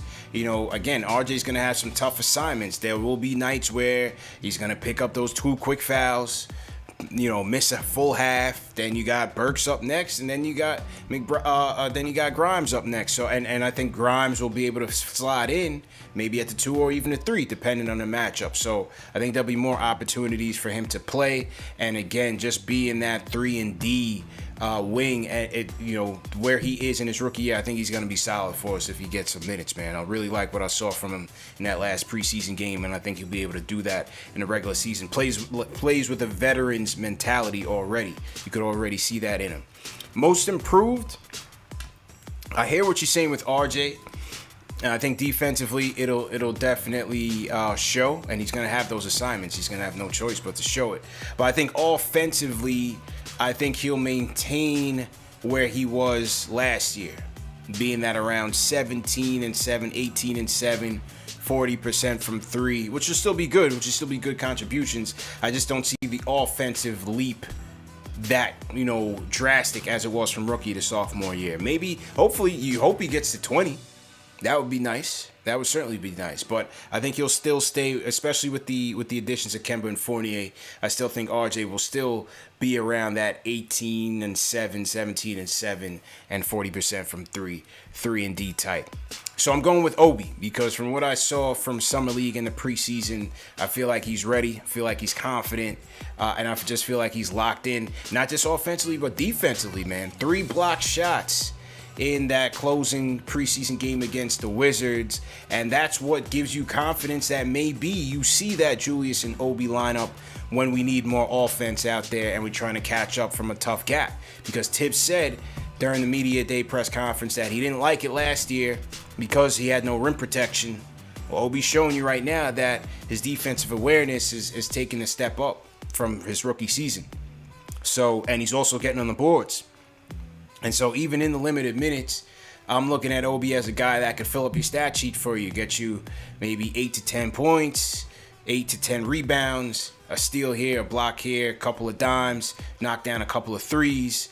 And I think that'll be way more than what he gave you in his rookie year. And again, from a confidence standpoint, just attacking on both ends, them finding him in transition will also benefit him. So I'm going Obi with the most improved.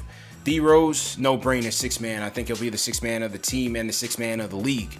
I think D Rose could even up his points per game this year than last year as he gets more comfortable and more chemistry with his team, understands his role, and I do think he's going to be the closing point guard on this team. So even if he doesn't start, I think he's still going to get a healthy dose of minutes.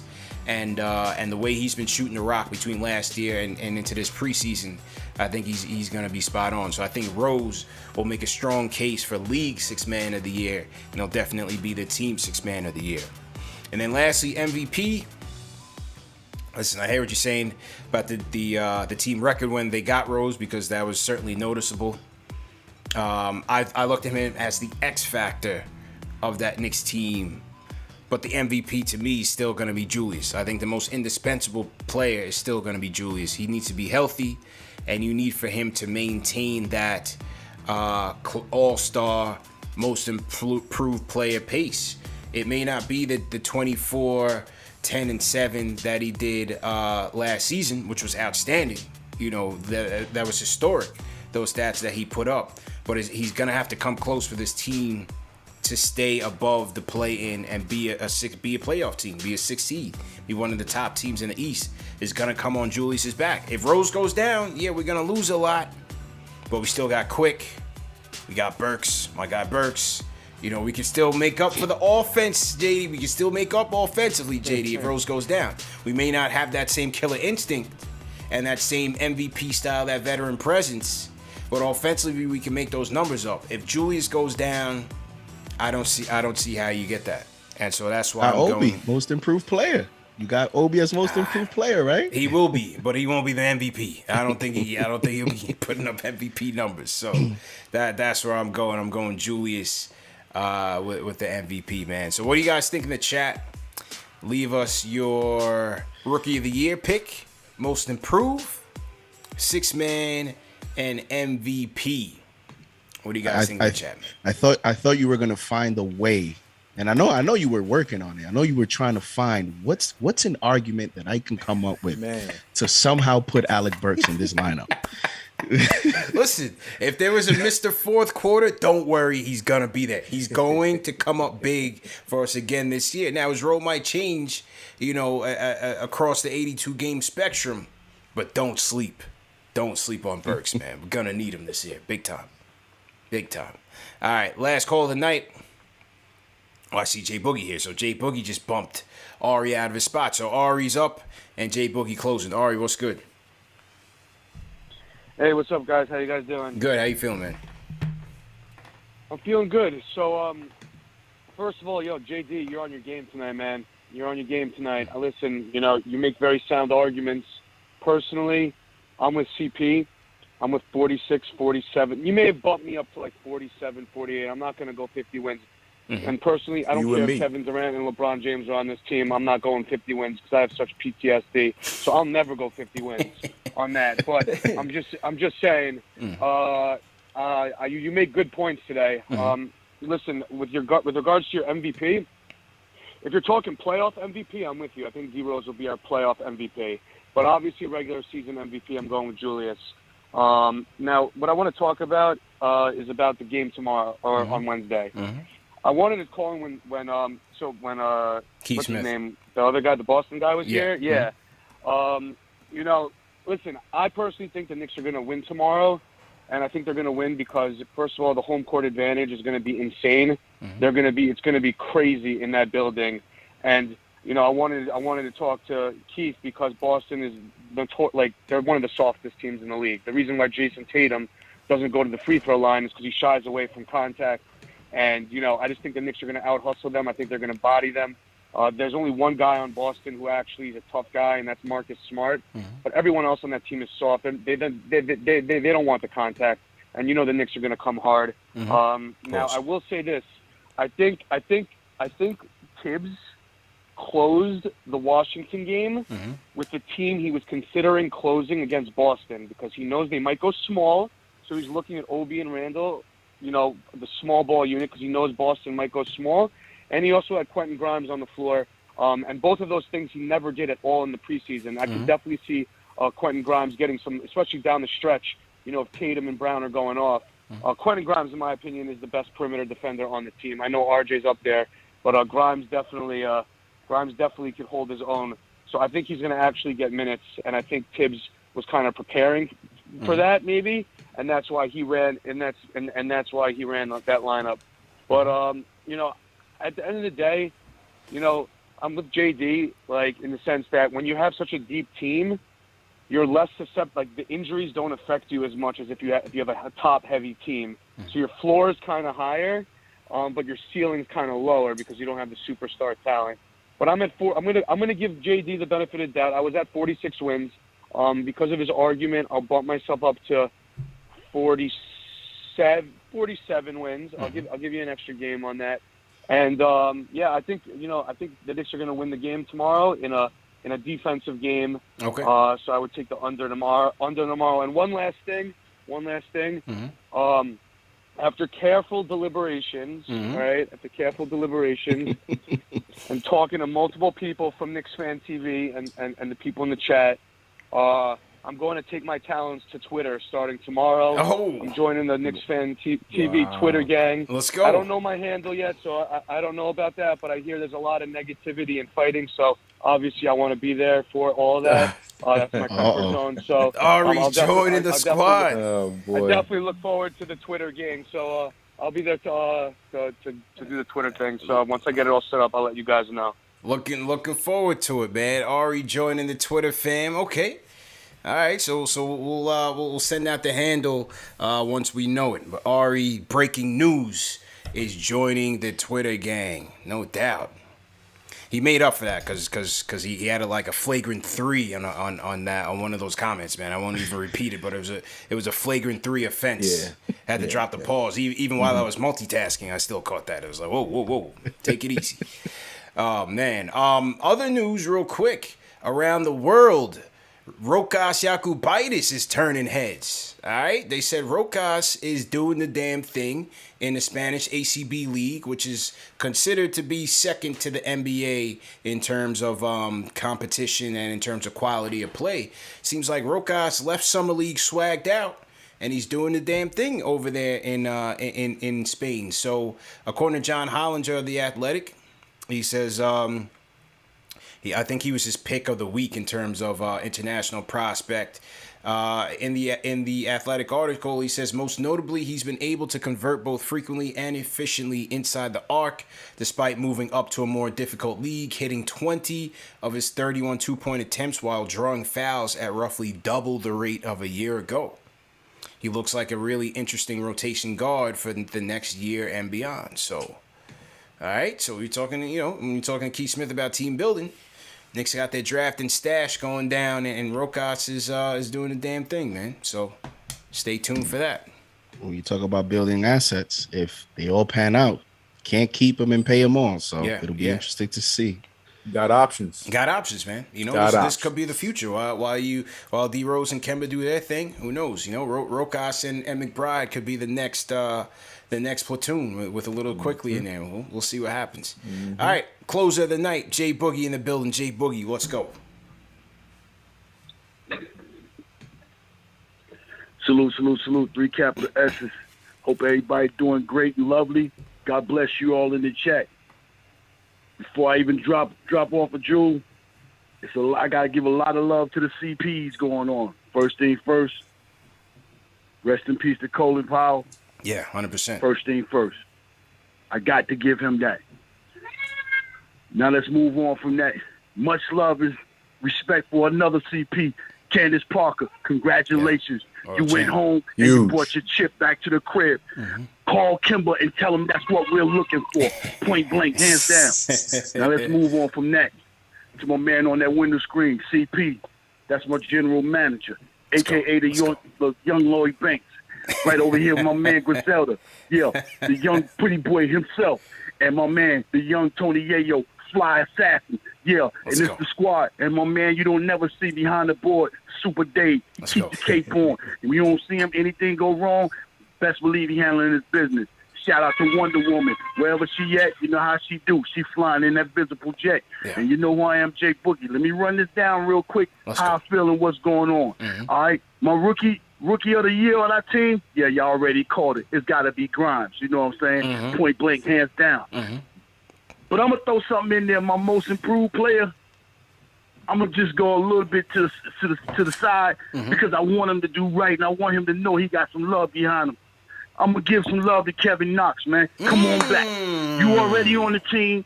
You ain't get traded. You ain't going nowhere. You didn't go to Summer League.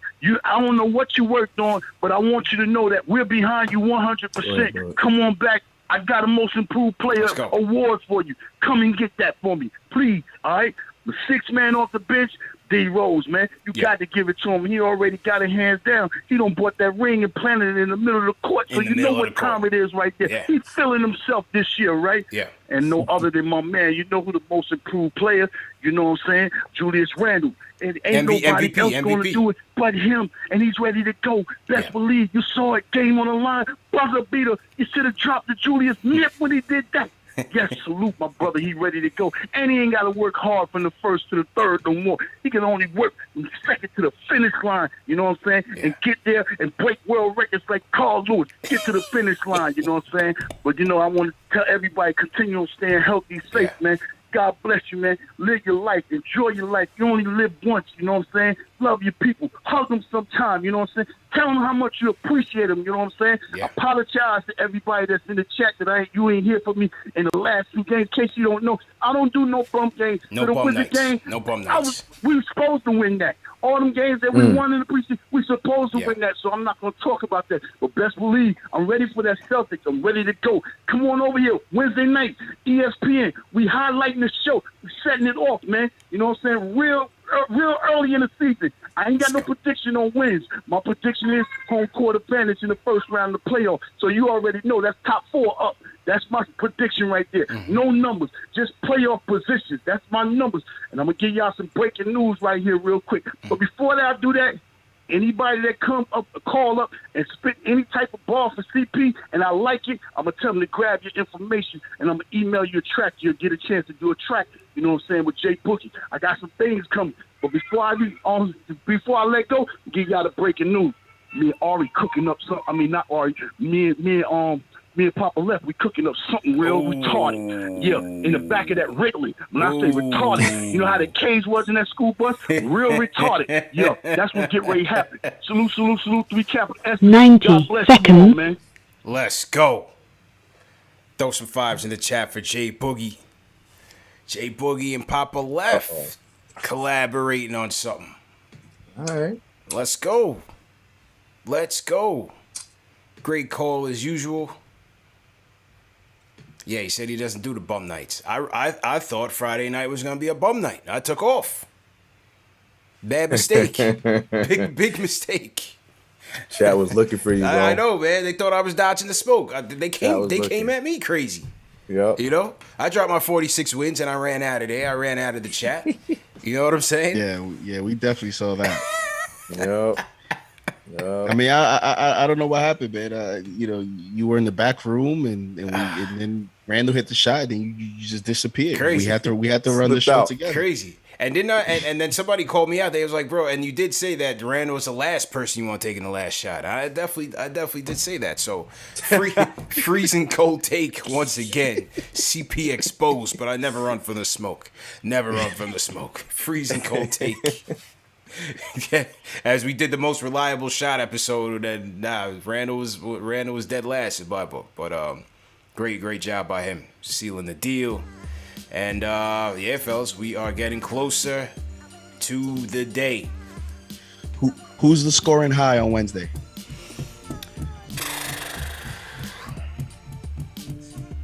And over under Tatum 37 points. Scoring high for the game or for the Knicks? No, well, Knicks? scoring. Who's the high score for the Knicks? And Tatum over under. Yeah, let's go 36 points over under. I still got to go Julius as the high. I still got to go Julius as the high. And I'll go 27-28 for him. I think Tatum. I think he goes 35. If this was 2K with me on the sticks, I would say Kemba Walker because of obvious reasons, but because it's real life, I think Julius Randle's gonna set the tone. I'm with CP on that one. I'll go with like 25-27, and I'm gonna go on the under with Tatum, slightly under. I think he's gonna have a big game in his first game and prove a point. Oh man, go ahead, JD. Go ahead. No, I think Tatum the under.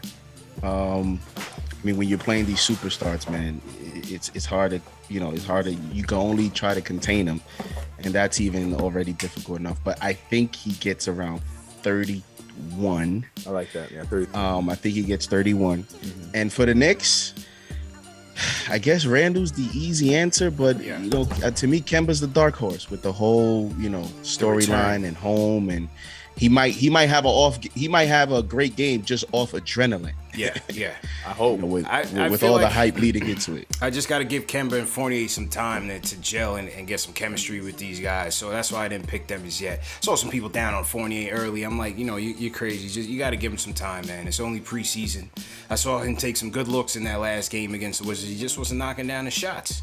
But he was still facilitating, still playing hard. It'll be all right, man. Fournier will be all right. So we'll give him a chance to recover.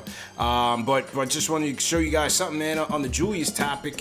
For those of you that'll be joining us Wednesday at Mustang Harry's, somebody's going home with this bad boy. It's an autographed Julius Randle Most Improved Player basketball. As you guys know, man, no Fulton Street knockoffs, no foot tricks. Comes with the Fanatics certificate of authenticity, signed by number 30 Julius Randle himself.